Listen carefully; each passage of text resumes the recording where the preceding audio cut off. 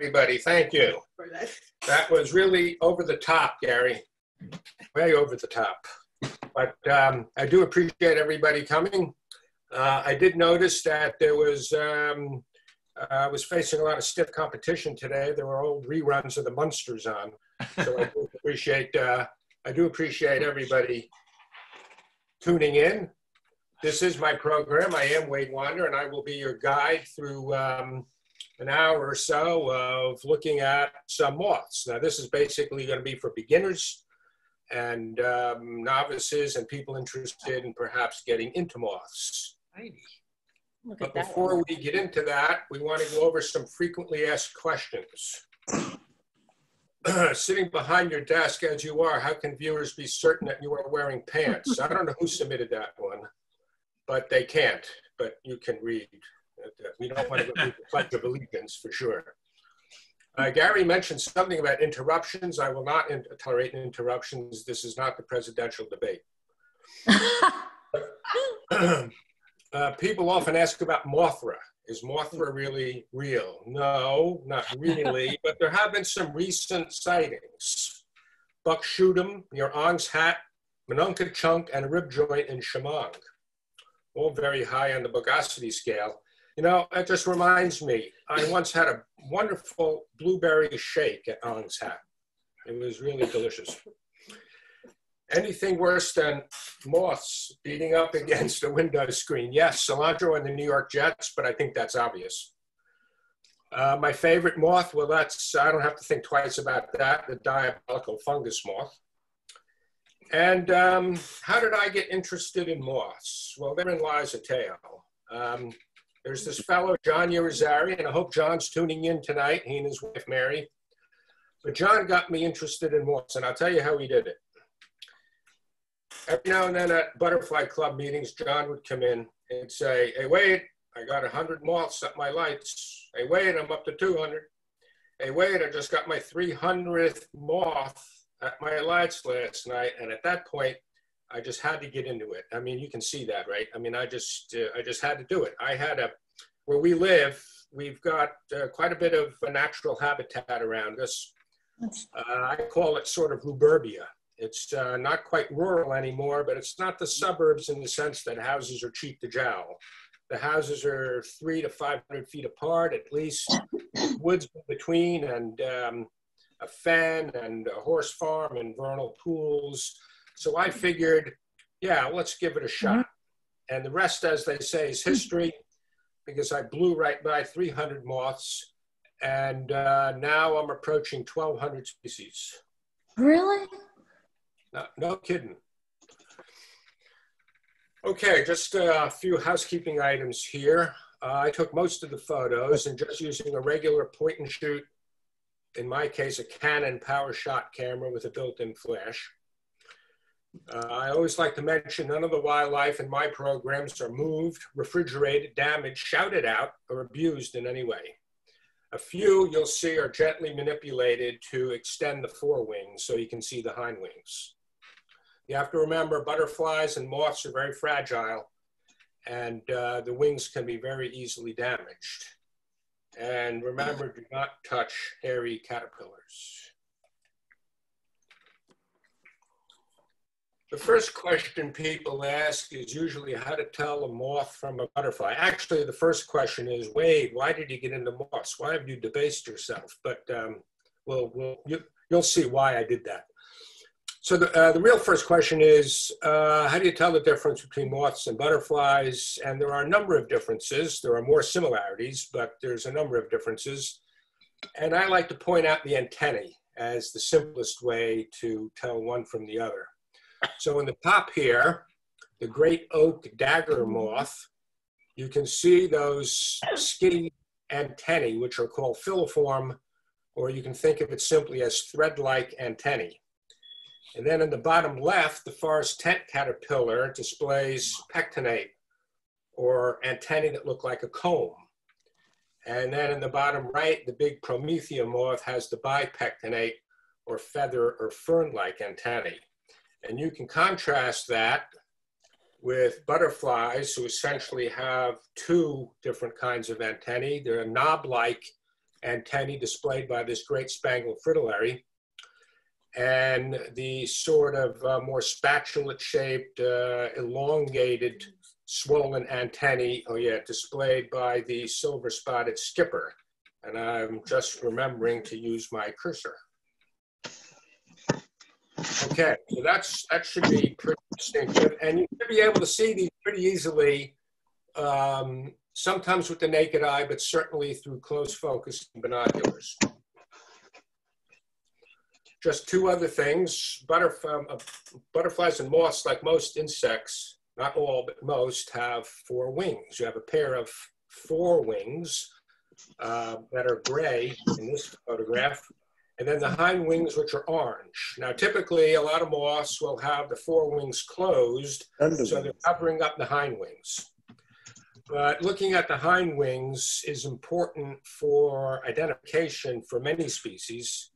And also, they're just so darn attractive sometimes, you really just want to see them. So let's start off with some day-flying moths. Many of these you've probably seen. You're probably familiar with the clearwing moths. There are actually 3 species of clearwing moths in New Jersey, but only 2 of them are common. The hummingbird clearwing here on cypress spurge, which is a spring blooming flower. And then the snowberry clearwing here seen on fleabane. And their common name is obvious because the wings are translucent. But you can find some other day-flying moths too, particularly if you have gardens. You're probably familiar with the Ailanthus webworm moth. This also comes to lights at night. The 8-spotted forester, which is a pretty cool looking moth. And right now, if you have flowers like blue mist flower in your gardens, they're probably covered with yellow-collared skip moths. Something like the one we have. Chinooka. But you can also find day-flying moths just walking through fields, walking through woods.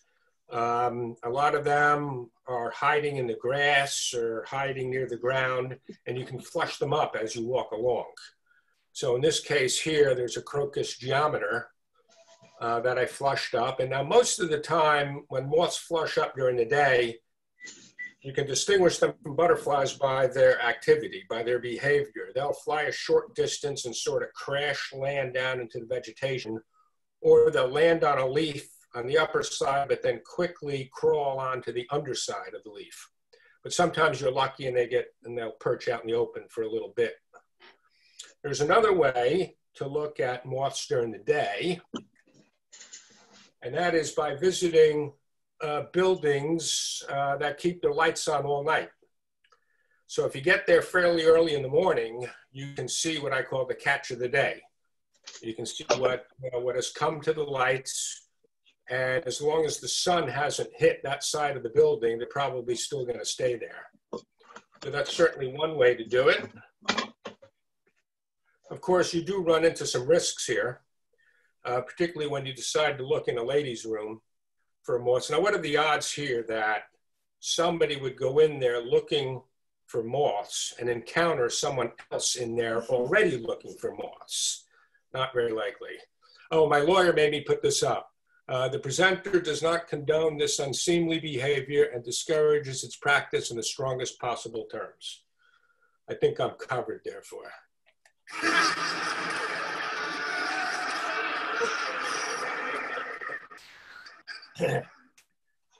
I don't know if that got any laughs, but I had a fun time putting this show together.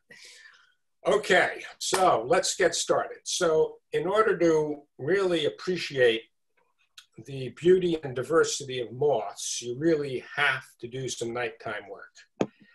And luckily, you can do this quite easily.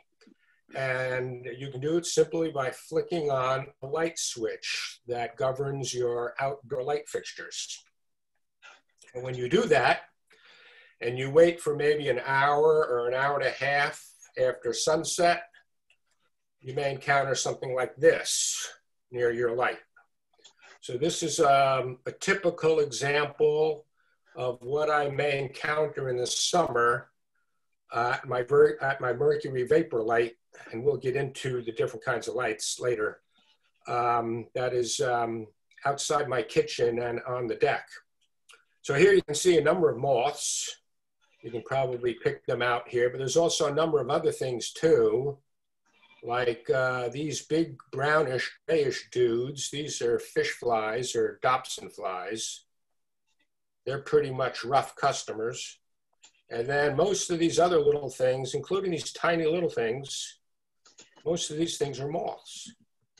So I figured out there's about 25 to 30 species of moths right here in this one section of the siding of my house. It's always nice to have friends stop by to help out. This is fairly early in the evening, so you can see that there are a few moths that have started to arrive. This is probably one of the big underwing moths, and here's a few others scattered around. And Tom here has all of the necessary equipment. You got the hat on to keep the bugs out of your hair, the digital camera, the flashlight. Flashlight's necessary because not all moths will land near the light. Some prefer to land in the shadows, like over here. So it's really important to have a flashlight. And Tom's got the sneakers with the reflective patches in the back, just in case he walks into the woods and falls down and bumps his head, he can find out where he is. And then sometimes more skilled volunteers show up.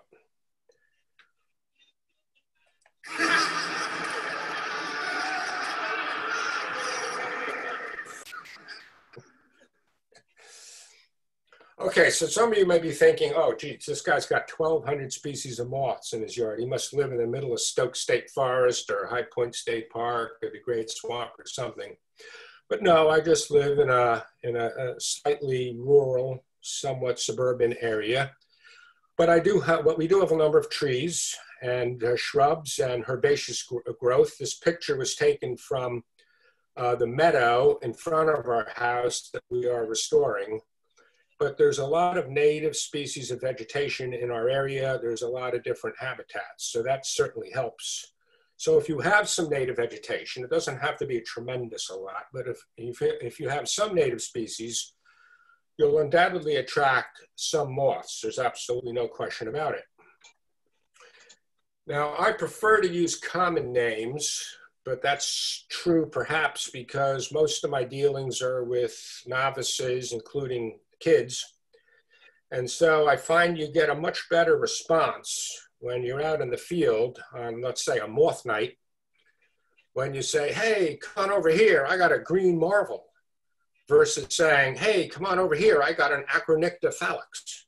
You're not going to get a whole lot of response using the scientific names. And this slide also points out the color variation that you can find within species, sometimes even within sexes. Now, since there are probably somewhat over 2,000 species of moths in New Jersey alone, and the ratio, in case people have been wondering, ratio of moths to butterflies, for every species of butterfly in New Jersey, there's probably about at least 15 or 16 species of moths. So it's kind of a difficult subject to tackle, but it's definitely a challenge. So we can't cover all of the moths. So what I've decided to do is just cover a few species within some of the more notable, obvious groups. And the first one I'd like to cover is the sphinx moths. I think I've recorded 27 species of sphinx moths here in about 20 years. And here are two of the most common ones, reliably seen in multiple numbers every year, the azalea sphinx and the Virginia creeper sphinx. And you can often tell what these caterpillars feed on by the common names. So the azalea sphinx feeds on azaleas, blueberries, huckleberries, that sort of thing. And the Virginia creeper sphinx feeds on, the caterpillars feed on plants in the grape family. So various species of grapes, Virginia creeper, Amelopsis, that sort of thing. I haven't done much with size. You may be wondering what are the sizes of these things, because the field guides are kind of all over the place on those things. Some sources don't even tell you how they measure butterflies or moths.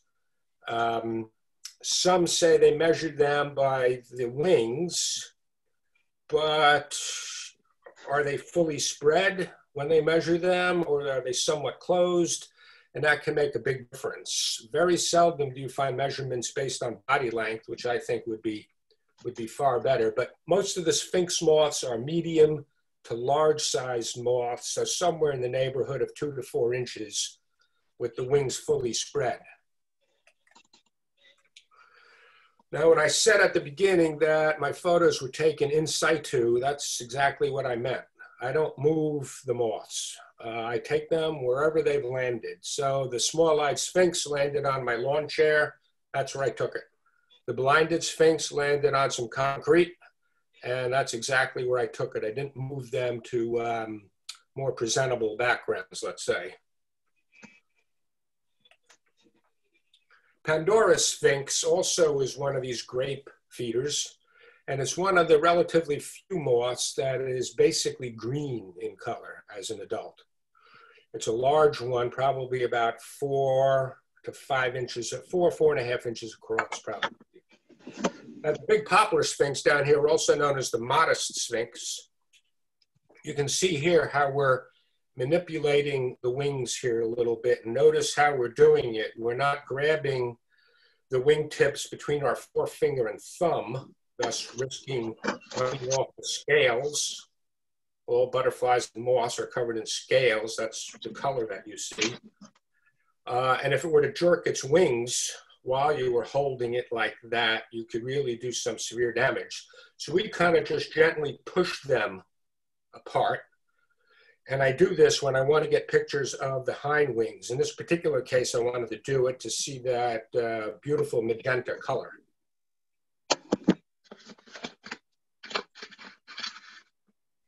The ash sphinx, as you might guess, feeds on ashes.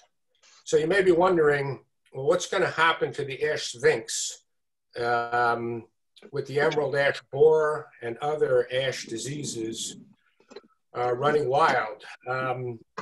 We've had a decline in ash trees, but luckily the ash sphinx, the caterpillars feed on other things as well, like lilacs and a few other species. The waved sphinx is also fairly common. And this points out sometimes how the most minor characteristics can be the most important in terms of identification. So this little white spot here that you see on each forewing, that's really diagnostic. Oh, yeah. Waved sphinx. As I soon thought as you I had to see do the that, symbol on the top. I know that that's a waved sphinx. Okay, thank you. The white line sphinx is more common as you head west. In the western US, it's especially common, and as you head south. I can remember a day at Higbee Beach down in Cape May where there were just tons of white line sphinx flying around during the day, where they look very much like hummingbirds. But this is also, it's a day flyer, but it's also attracted to lights at night. And the one on the bottom right here, Frank sphinx, I wanted to include this because this is an example of how citizen scientists can make some valuable contributions to our knowledge of the distribution and abundance of moths. Back in the early 80s, there was a publication put out of proceedings of a symposium at Stockton State College.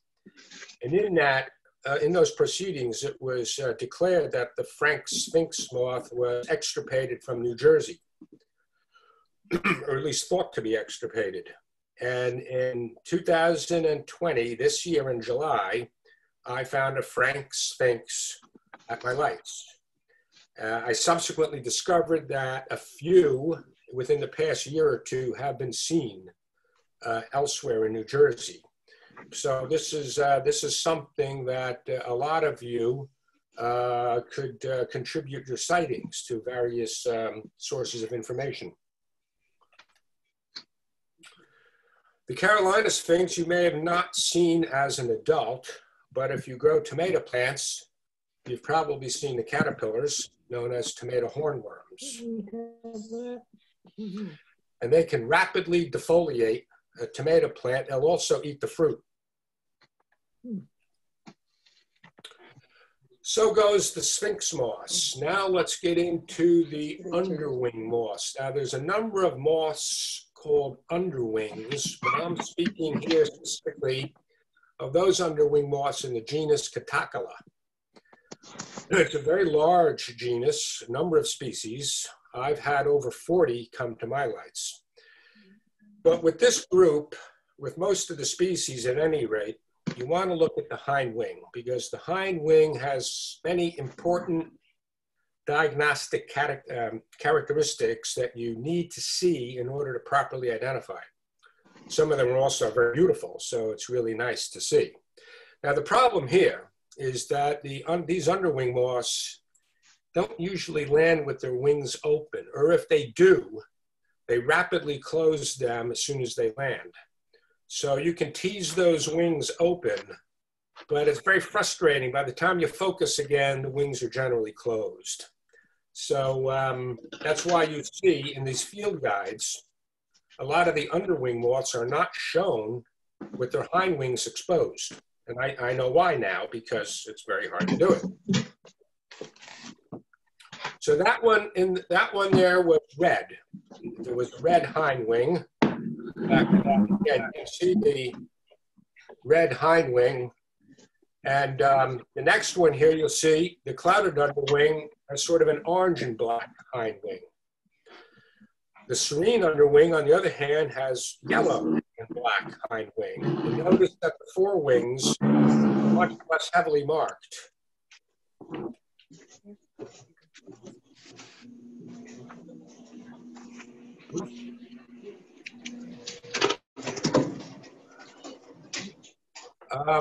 If Bert could possibly mute himself until you sort of get organized, that might be a good idea.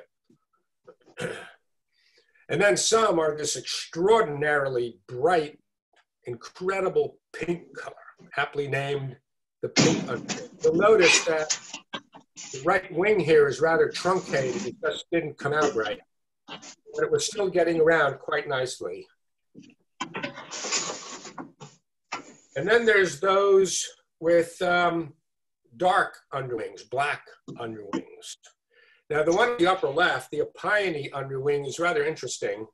Ophione was the Greek goddess of healing, and her husband or consort was the Greek god of doctors, and his name was Asclepius.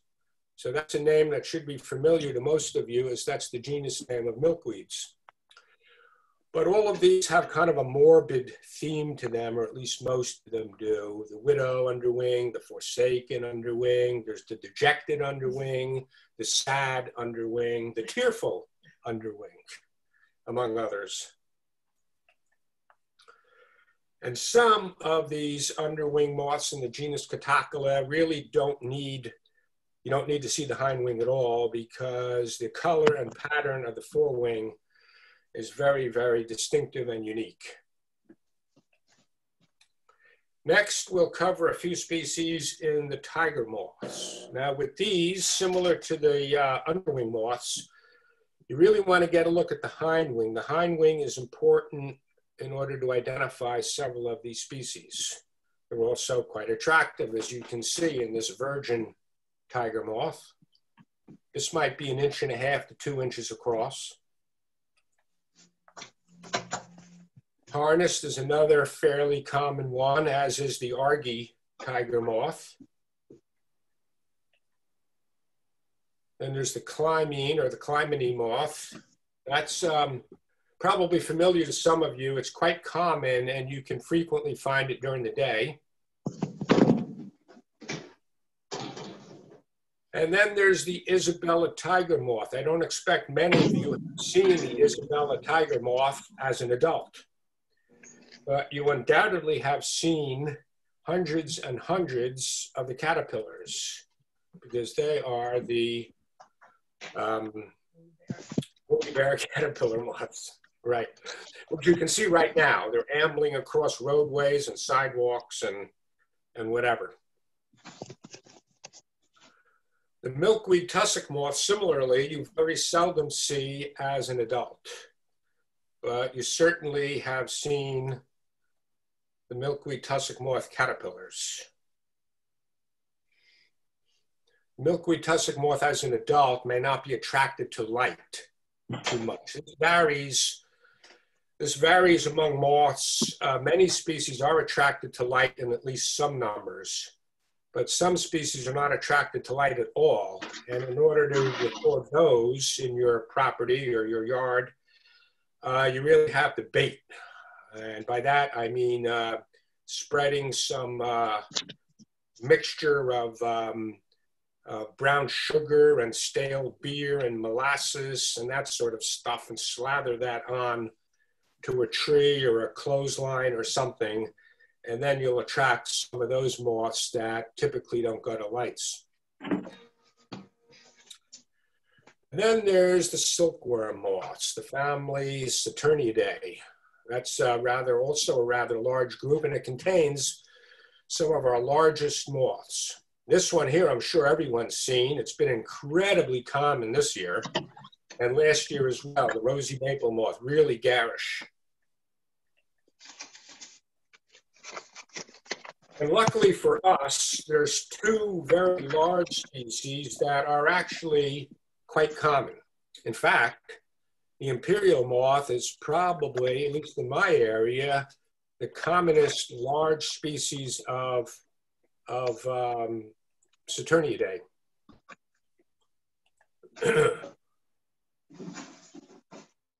So I'm showing this this slide here to show you the variation that you can find within a species. So the one on the upper left is what you might call a typical sort of dark individual. But the other three you can see are lighter colored, but the amount of freckles varies tremendously. So the one in the lower left has the least amount of freckles in the hind wing. The one in the upper right has a little bit more, and then the one in the lower right is very heavily freckled. And I take photographs of every imperial moth that shows up at my lights. This year it was probably around, I don't know, 25 or 30 probably. And I like looking at them because you can easily identify each individual. And they all look like ripe bananas. That's, I think, fair to say. And then the other common one, luckily for us, is the fantastic Luna moth. This is a very fresh individual. You can tell that because it still has those nice pink edges to both hind wing and forewing. Luckily for me, I encountered this Luna moth flying around my deck near my mercury vapor light. And instead of landing on the side of the house near the light, it flew over to the flowering lilac and it just landed there. And I rushed to get my cameras. I figured, oh, it's not going to stay there long. This is going to be a great photograph. Actually, it stayed there for quite some time. Now, you may be thinking it's nectaring here, but it isn't. These sphinx moths generally, silk moths generally do not have mouth parts in which to feed. So they're just alive for about 2 to 3 weeks as an adult, and that's it. They're there to mate, lay eggs, and that's basically it. So in case anyone's wondering whether or not you can get bitten by moths, even though some of the other species do have mouth parts, no, they do not bite. Now let's go through some of these other large ones. The Promethea moth is declining. I don't see as many nowadays as I used to. But with these giant silk moths, they're not only beautiful above, but they're also beautiful below as well. We can't say that for every species of moth, certainly. So what happened here? Well, I guess it was around 9 o'clock at night, one early summer evening. The Promethea moth on the right, which is a female, showed up at my lights and attached itself to the side of the house. And then closer to around midnight, when I did my last check, I discovered that a male was there as well and mating with the female. So what happened here was that the female, while it was perched on the side of my house, was emitting sex pheromones, which are little microscopic chemicals. And the pheromones were wafting away on the breeze and through the woods, and eventually detected by the extra large and intricate male antennae. And then the male then simply follows the pheromone trail back to the source, which in this case was the female. So you can see the difference here in the antennae, which is typical and rather exaggerated in these giant silk moths. The males have these really fantastic looking antennae. But there are others. How about the Cecropia moth? This is fully 6 inches across, wingtip to wingtip. Spectacular above and spectacular below. What a terrific insect this is. I don't think I saw any Cecropias this year at my lights, and I may have only seen one last year. And then my personal favorite, by the way, is the Polyphemus moth. Now, it's not as colorful or garish as some of the other ones, but I just love the hind wing on these Polyphemus moths. Does it not look like an owl? So you've got your beak here running right down the center. On the sides, you have your feathers, or in this case, modified scales.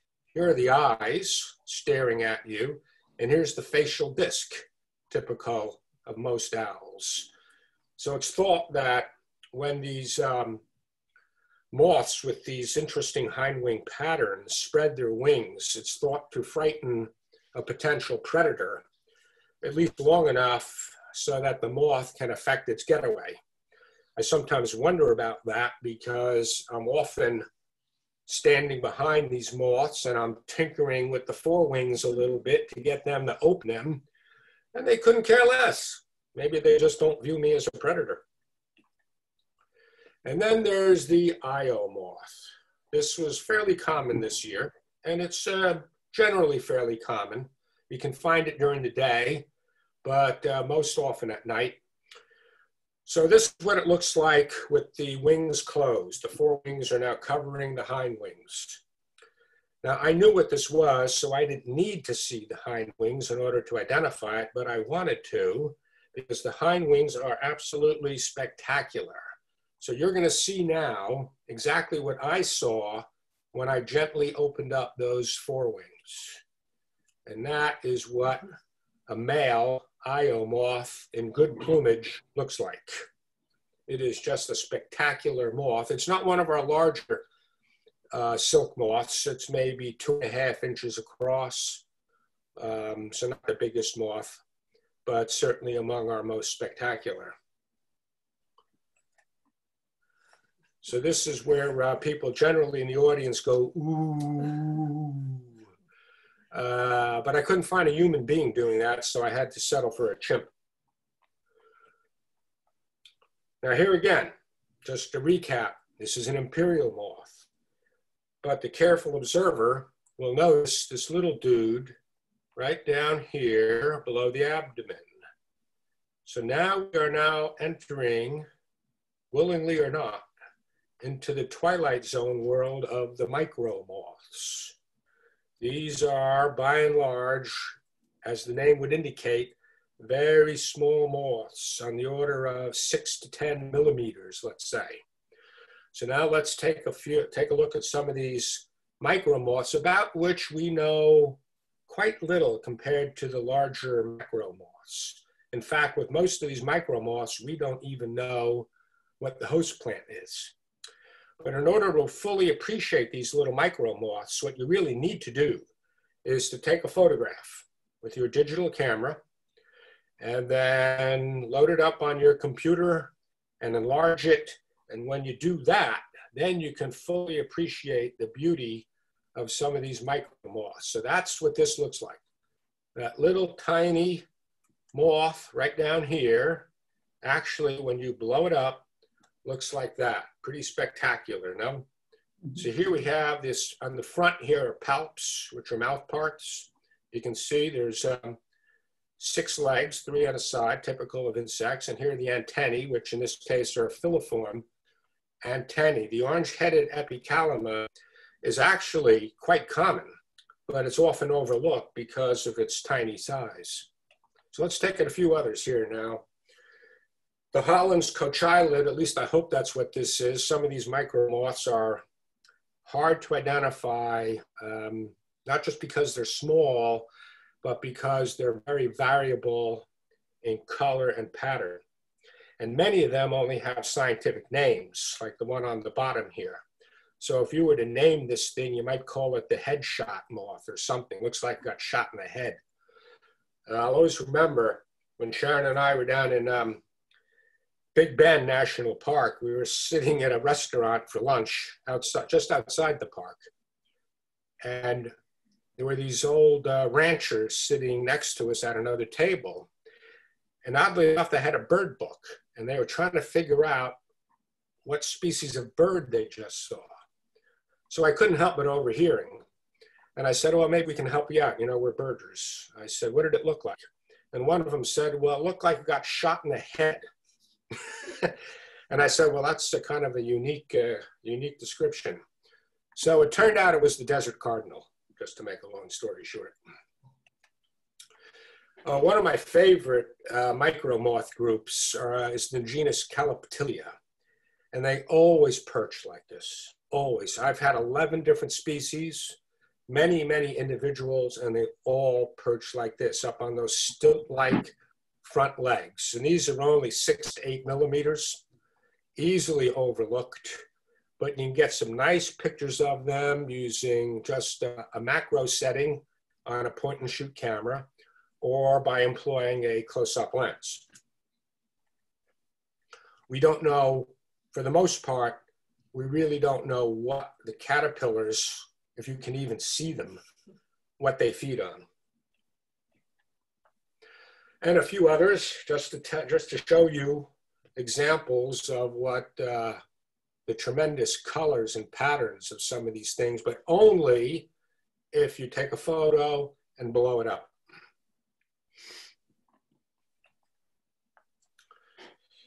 Moths, of course, being that they're so diverse, incidentally, I should say that I forgot to mention that moths are evolved much earlier than butterflies. It is thought that the fossil record of moths goes back about 200 million years, whereas butterflies only about 70 million years. So that may explain why there are so many more different species of moths than there are butterflies. So here we have some different looks of moths. Now the one on the upper left, to me, looks like a Romulan warbird for all you Star Trek fans. The arched hooktip, this is common. The maple callus borer looks like a bee. It's not terribly common.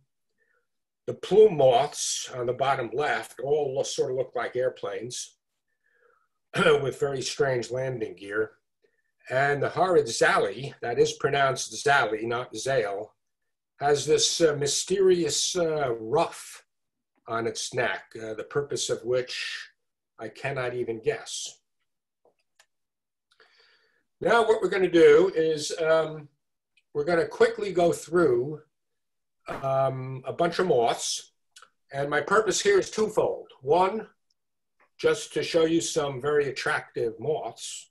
And two, to explain to you that most of these I get commonly, routinely, every year at my house, and you can too. So these things are out there. They're out there in the woods, they're out there in the fields. You don't know it because they're so hard to find during the day. But all you have to do is turn some lights on and they'll come. Maybe. So, the glorious Habrosini, the northern, these burdock borer moths are interesting.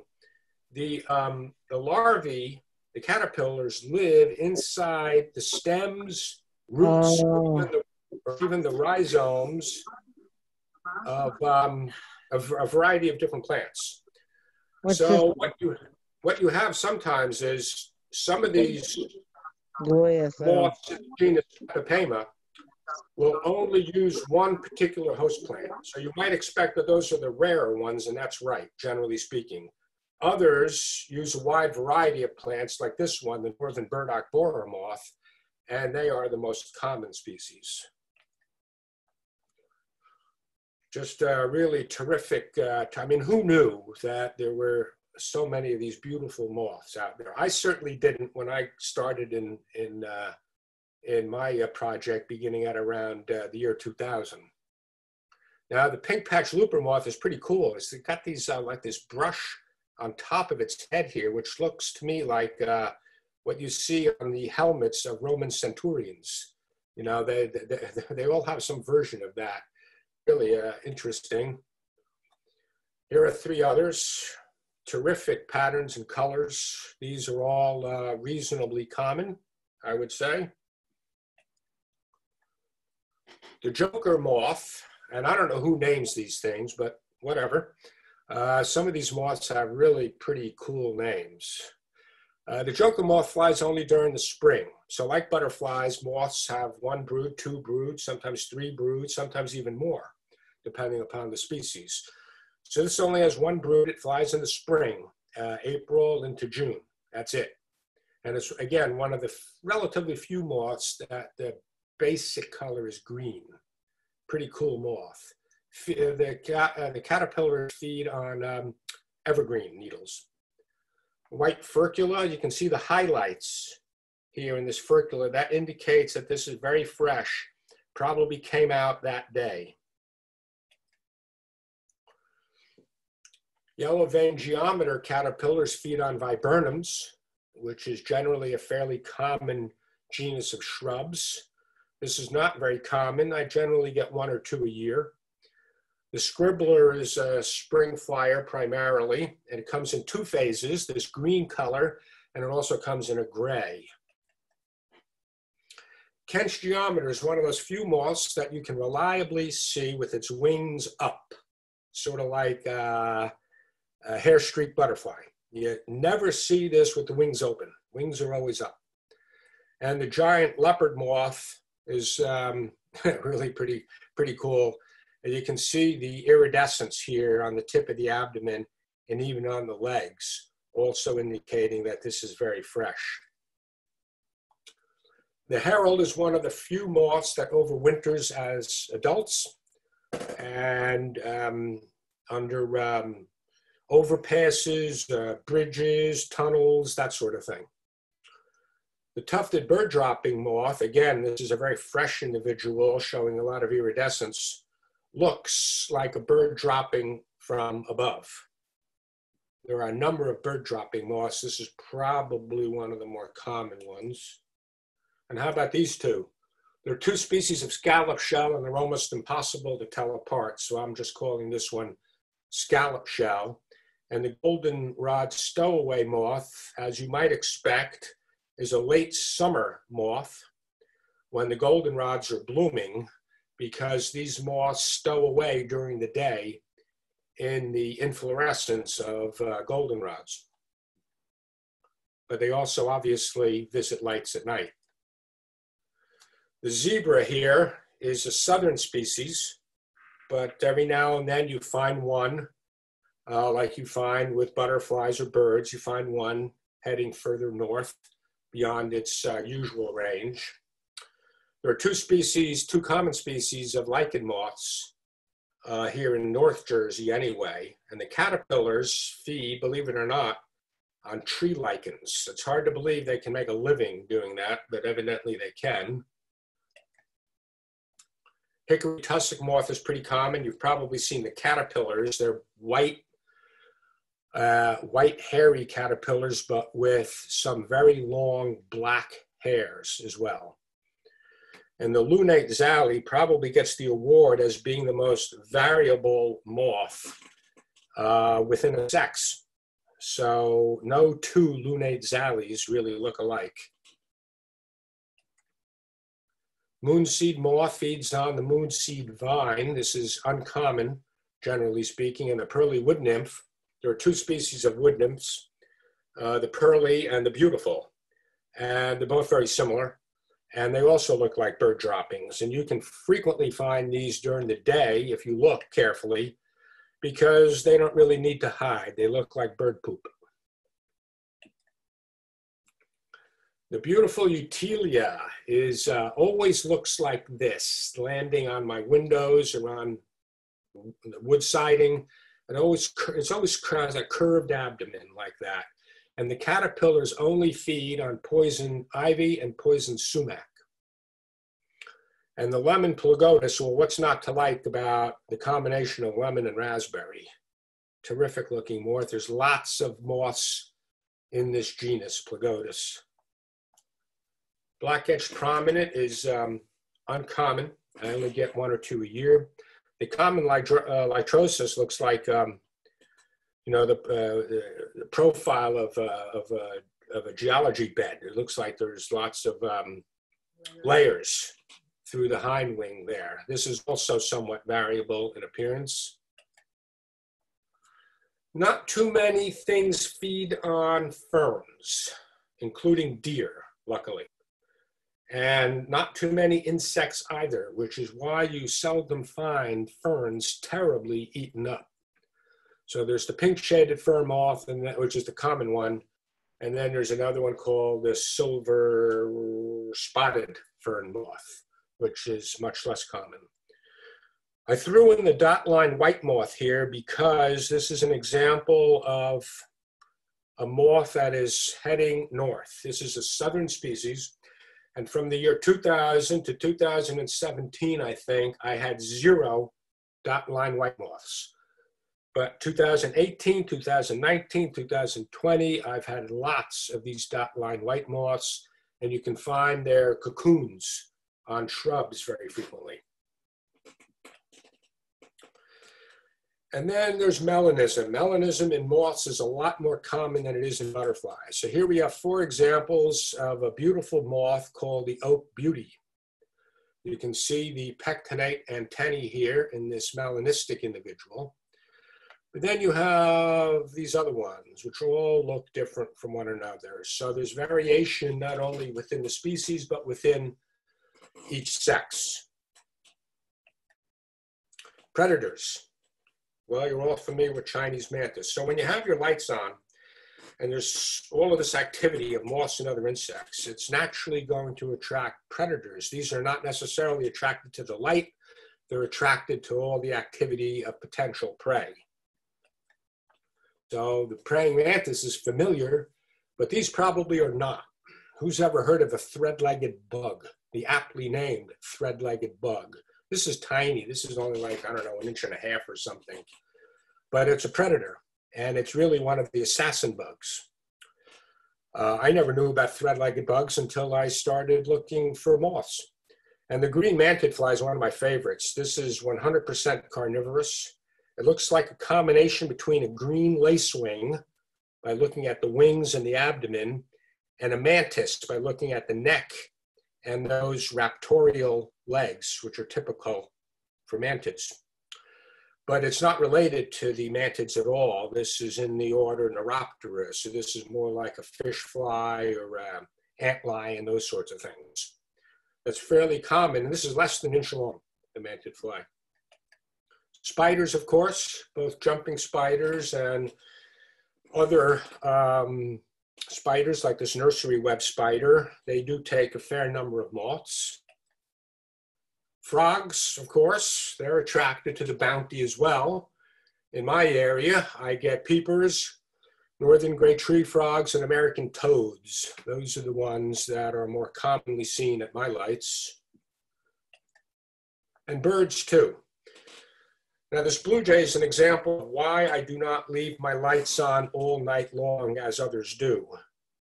2 reasons why I don't do it. 1, I figure the moths and the other insects have other things to do rather than to stay plastered up against my house all night long.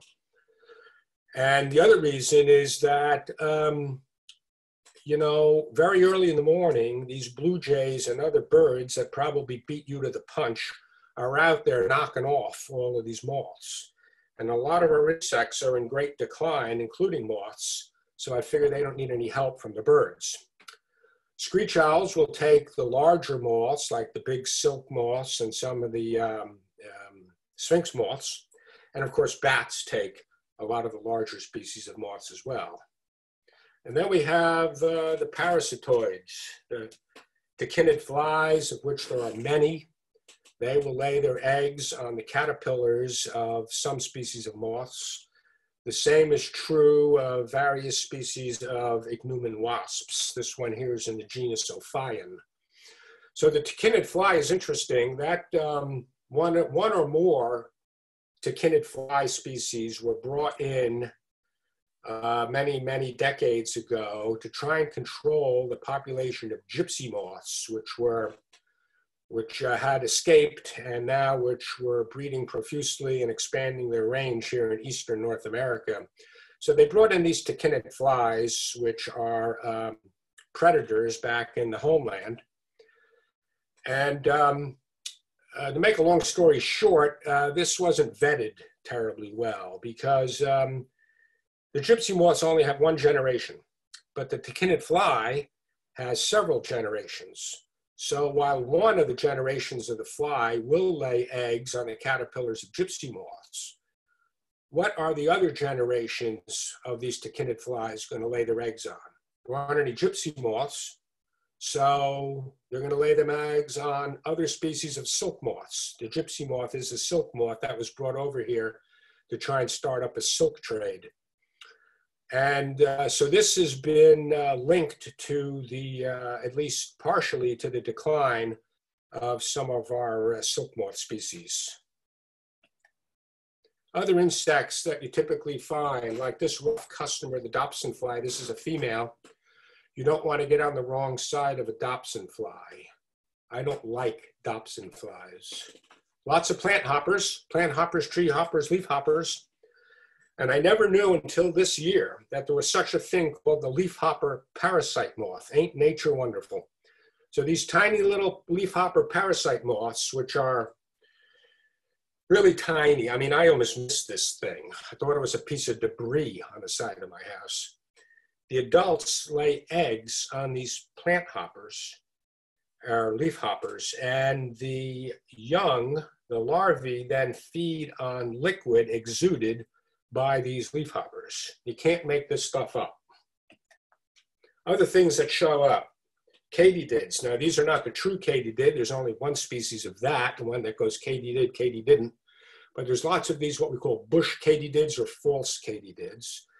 And whoever knew that there were tree crickets out there in the woods? Lots of species of tree crickets. So on a summer night, generally, you know, beginning no sooner than July, but really cranking up into August, you hear your katydid, katydidn'ts. Those are the soloists out in the woods, but the background chorus is almost wholly made up of different species of tree crickets.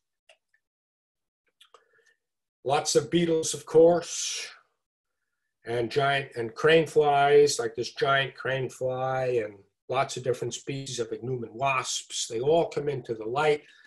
They're all fascinating. I take pictures of them so I can read up on their life histories, which are really quite extraordinary.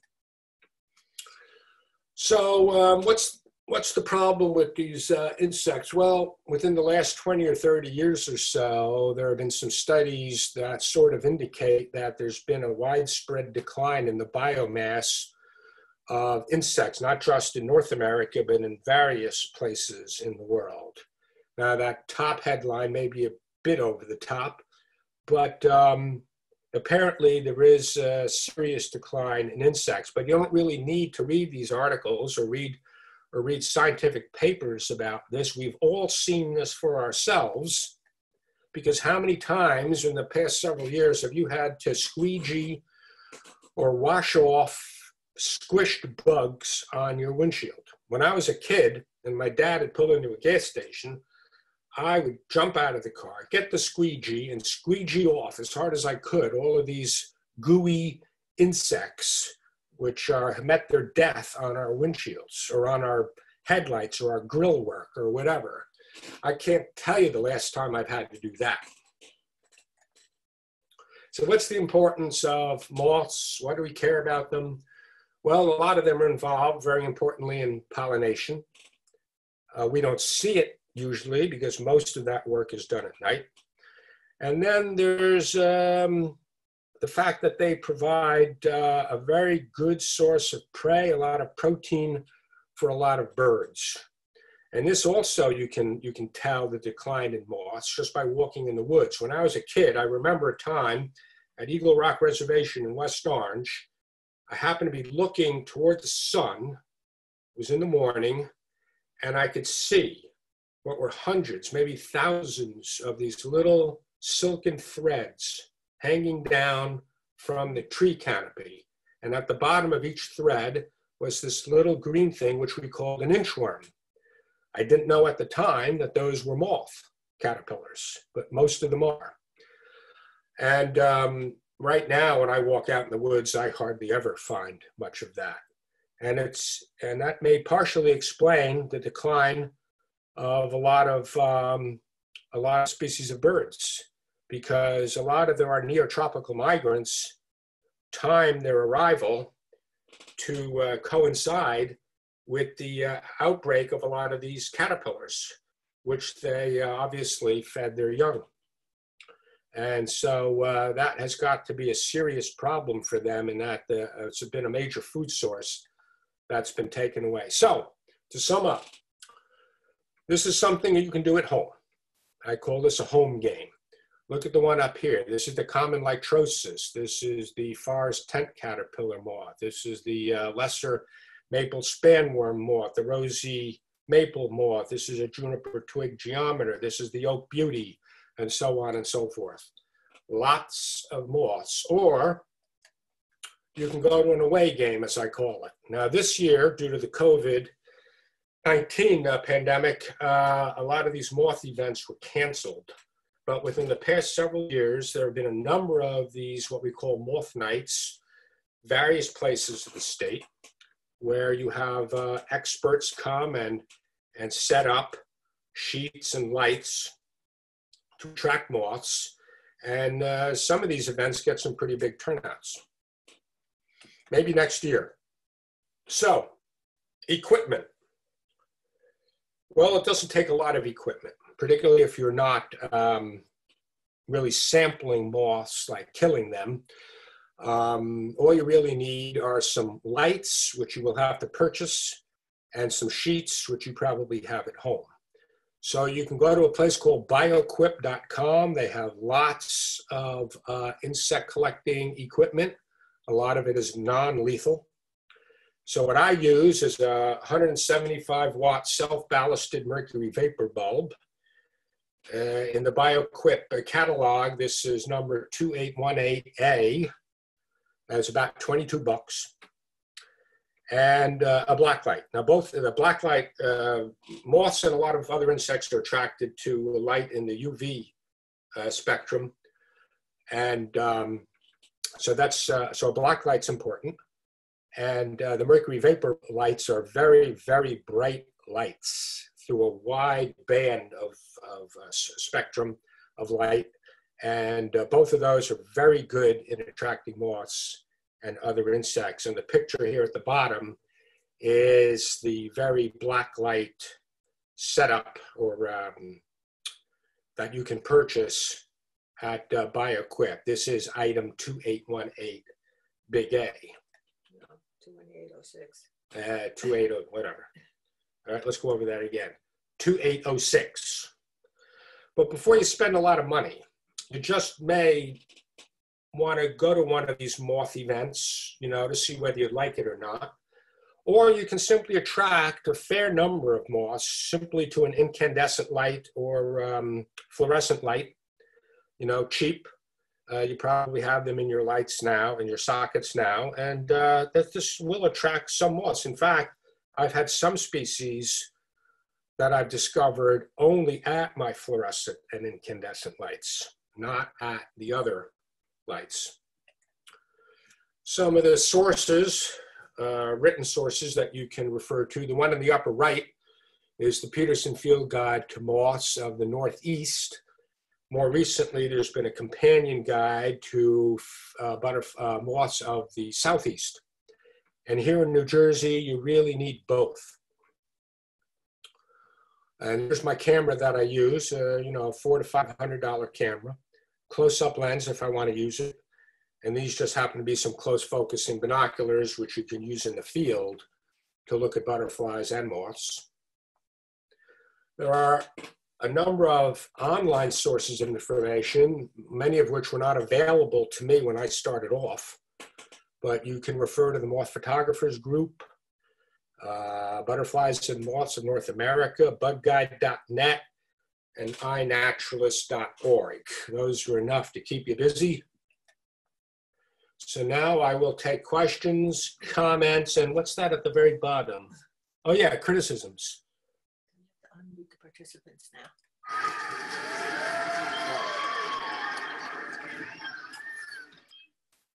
Okay, you are all now unmuted, I think.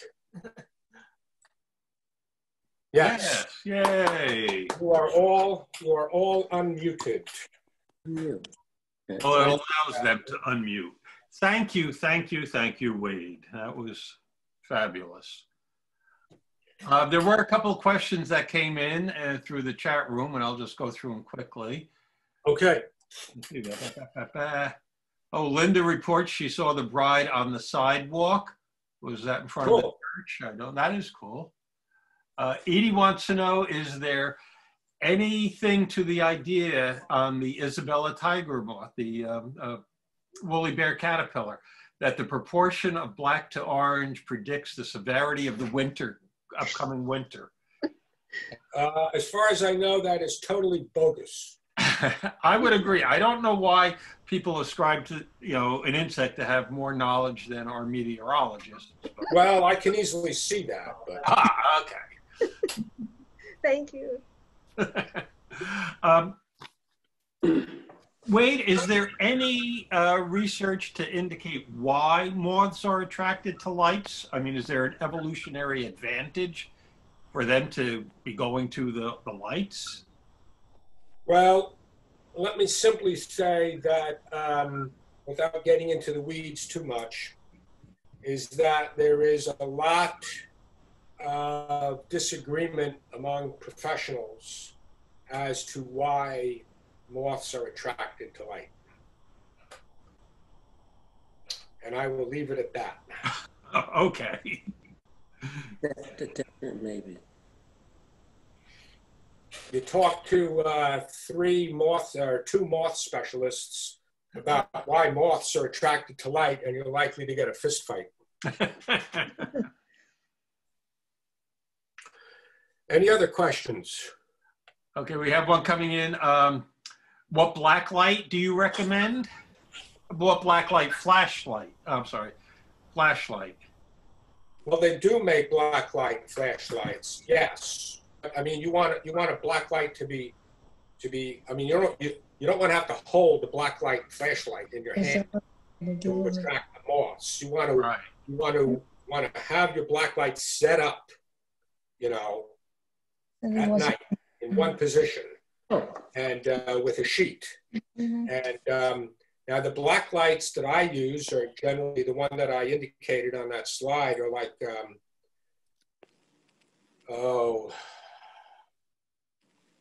15 or 20 watts, something like that. And, what kind of flashlight do I use? Oh, I just use a regular flashlight. It's not a black light flashlight that you use. It's no, just a regular flashlight. Now, some people use headlamps instead of holding a flashlight, and I've done that on occasion. But no, it's just a regular light. Okay. Well, the idea of black light flashlights, are you aware of any moths or moth caterpillars that fluoresce under? I know some insects do fluoresce under light. Yeah, I don't do a lot of that, but yes, a number of them do, in addition to other insects as well. Ah, okay. So it might be interesting to take that out sometime. Yeah. Hmm. Juanita is asking, let's see, fern moths. The only fern seem to be at any place are sensitive ferns. Are fern moths larvae a likely suspect? As far as I know, as far as I've read, there's no specific species of ferns that the fern moths caterpillars feed on. It's simply ferns. So this may be an area that needs more research. I don't know. But if you see a fern, sensitive fern, in this case, apparently that's very chewed up, it's possible it could be one of the fern moths. Makes sense. Have to look. You'll have to look for the caterpillars. Yes, I will. Yeah, you'll have to look. Now, I've looked, and I've never seen Right. a moth caterpillar on a fern, despite the fact that the pink-shaded fern moth, the one I showed you in the program, is really quite common at my lights. The adults are fairly common. Interesting. And Juanita has posted, and echoing what a lot of people are saying, great presentation, inspiring. Wish it were summer again so I could go out and add to my moth photo collection. Well, moths have a much longer season than butterflies. Yeah, I was going to say that. There seems to be some out even this evening. Yeah, the moths start up pretty good, in February and March on warm nights. Wow. And if you're in South Jersey, down in Cape May, you probably find a number of species throughout the winter. But here in northern New Jersey, basically I start up in March, and then I'll end usually in November, unless there's some warm nights in the winter, in which case I'll turn my lights on. Oh. So you're saying then that a number of moths do overwinter as adults? No,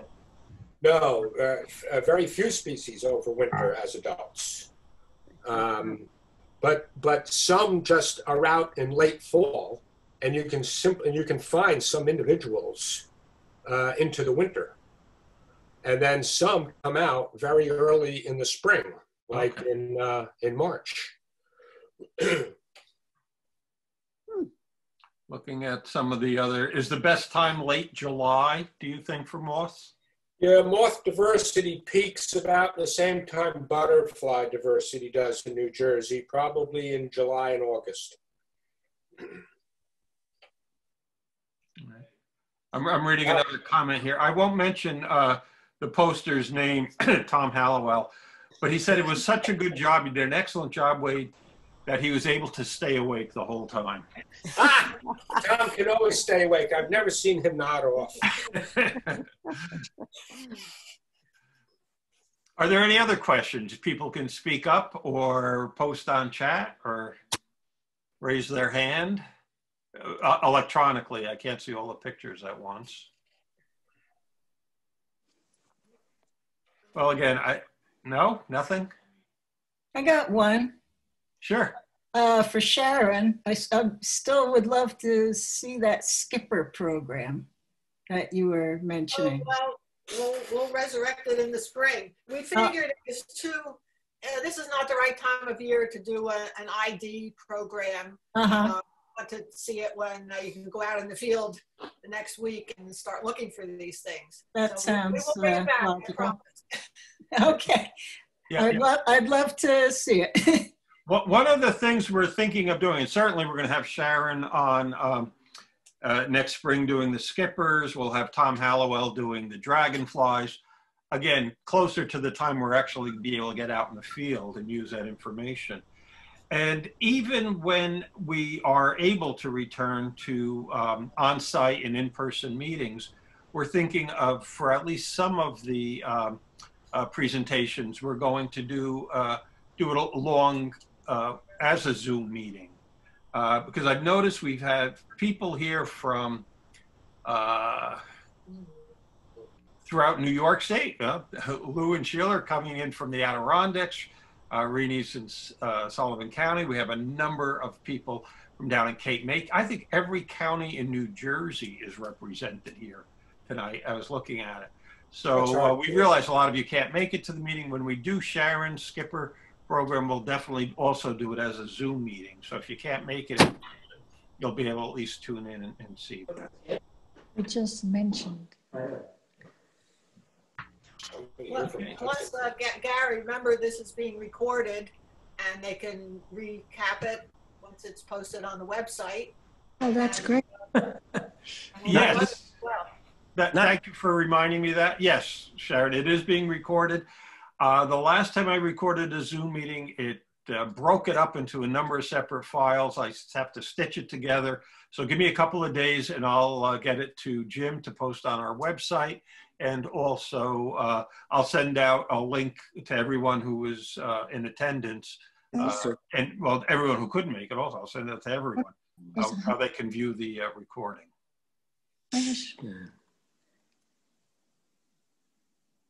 All right. Any other questions, comments? Yes. Yes. What times of the night and how late do you stay up to watch? Well, my rule of thumb is that moths don't really start getting cooking until about an hour and a half after sunset. You can always get a few individuals coming in just after dark, but an hour and a half after sunset, things really start hopping. And then I usually stop around 11:30. And I do know people who continue, well past midnight because there are some species of moths that only come into lights in the wee hours of the morning. So if you want to get those species, you have to either stay up late or leave your lights on all night long, which I do not recommend, and then see them when you get up early the next morning. Leave them out overnight and we have that. Thank you. I'd just like to close by saying that this is a terrific hobby. So if those of you are out during the day, you're looking at butterflies, you're looking at birds, you come back, you have a nice dinner, a glass of wine or whatever.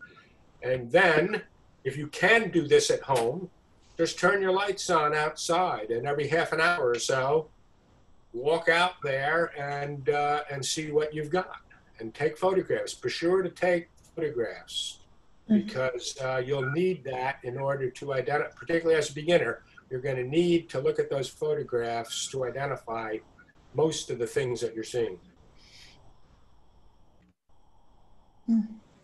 Don't push yourself. No. Okay, any other questions? Yes, I have one. Sure. When you manipulate the wings ever so slightly, don't they get frightened and leave, or do you do this within the light and they stay? How easy is it to manipulate, I guess, is my question. Well, yeah, there's a lot of failure. A lot of times the moths will fly away, but a lot of times they'll fly away when you shine the flashlight on them or when you simply get too close to them. A lot of them will just fly away. But most of the time, they'll stay put. And if you're careful about manipulating the wings, but you have to know your species too. If you're careful about manipulating the wings, they'll stay. Like, for example, the underwing moths. Yes, how do you know that? They will typically fly away. They'll fly away, they'll land, then I'll try again. They'll land someplace else, then I'll try again. And after a few times, I just give up if they're not going to cooperate. I don't want to bother them too much. But the silk moths, like the Cecropia moth, the Luna moth, those things, the Io moth, you can do anything you want to those moths. They just stay there. So I spread those four wings and I say, now stay there. And they just stay there. And you take as many pictures as you want of the silk moths. That's a really nice thing about the silk moths. The underwing moths can be very vexing, I can tell you. Sphinx and the sphinx moths too, for that matter. So you just have to, it's trial and error. You just have to see. All right. Wonderful. Just great. And I wouldn't be surprised if you really got into the micro moths, if you found, it's always possible you could find some new species to science. Because we by no means know all the micro moths species that are out there. What's this? Mm-hmm. Near the corner. Here? Here? You guys looking at them all? Look like I took off the Much smaller. small. Oh, yeah. This morning, But I took the. it was huge. You know, you're not muted there, Sheila and Lou, you know. Okay. What is that? Mute. You're not muted. Yes, and you're recorded. Recorded. That Wade, that really was, as I said, I'm echoing a lot of the comments here. It was fantastic photography, great information. Maybe you can answer one final question. Why does Hallmark celebrate Mothers Day on the second Sunday of May? You know, I've asked myself that same question. All right. But I'll tell you, mothing is a growing hobby. There's a lot of interest in moths now over the past several years.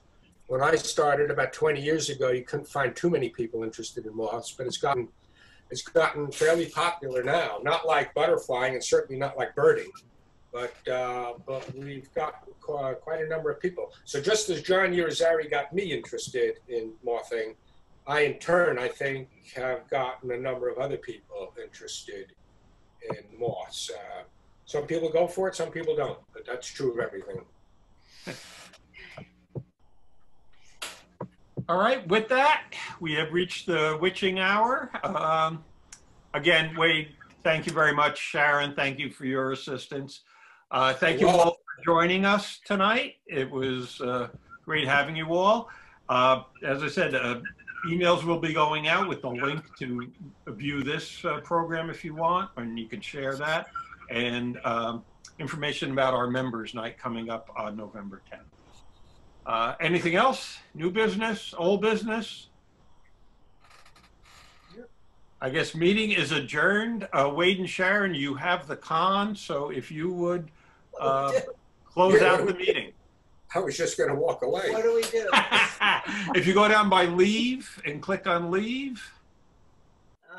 We don't have a lead. We don't have a leave. Oh, you don't have that? Show on. Well, yeah, that's an end meeting. End meeting. End meeting. Yeah. Bye. Bye.